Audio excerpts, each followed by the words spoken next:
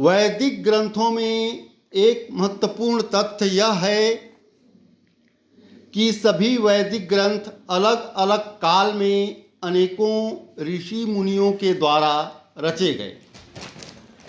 वैदिक ग्रंथों की रचना का काल लगभग 900 वर्षों का रहा।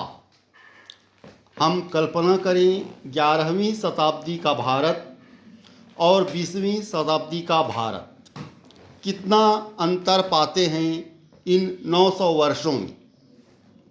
राजनीतिक कार्यप्रणाली में अंतर, सामाजिक संस्कृति में अंतर, आर्थिक क्रियाकलापों में अंतर, समाज, राष्ट्र और समूचे वैश्विक जगत की कार्यप्रणाली, कार्य संस्कृति, जीवन शैली, इन सभी में अंतर,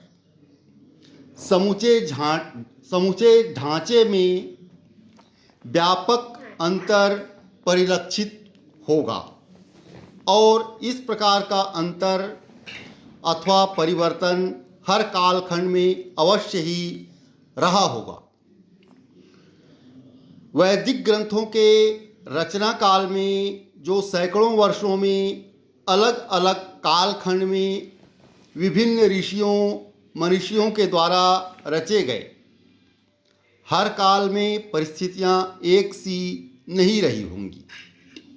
राजनीतिक दशा, सामाजिक दशा, राज्य का स्वरूप, समाज का स्वरूप, स्त्रियों की दशा प्रत्येक कालखंड में अलग अलग रहा होगा।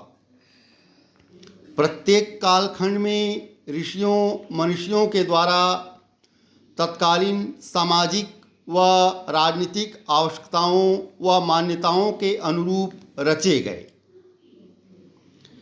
इन ग्रंथों के व्यापक व गहन अध्ययन से उस समय की राजनीतिक व सामाजिक परिस्थितियों की जानकारी प्राप्त की जा सकती है।